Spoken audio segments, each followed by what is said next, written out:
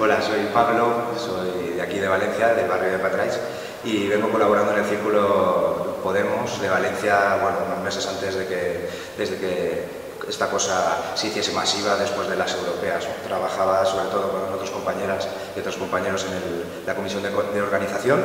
y ahí yo creo que hemos hecho, dentro de nuestras posibilidades, un buen trabajo. Ahora mismo estoy metido en este proyecto, en la lista, del candidato Jaime Paulino, que, como ya os han explicado seguramente varias veces, está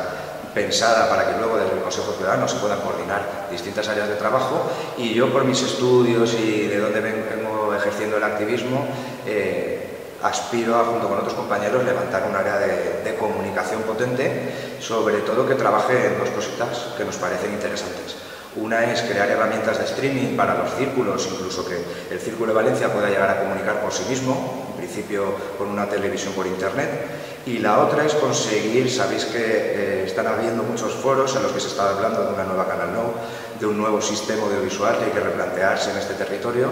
y creo que es interesante que Podemos, desde su visión ciudadanista de la política, tenga unas ideas propias que aportar ahí. Estamos hablando de medios comunitarios, estamos hablando de radios libres, estamos hablando en definitiva de unos derechos que se están negando a la ciudadanía en este país concreto que es España desde hace muchos años. Bueno, me apetece trabajar en todo eso y nada, os animo a que os informéis en nuestra página web y que veáis otros candidatos. Para mí, yo tengo muchas ganas, después de todos estos años de sobrevivir un poco de cualquier manera ejerciendo el activismo, por fin trabajar con compañeros con los que estoy en esta lista, todos muy potentes y legitimados por el voto de nuestros compañeros. Un saludo.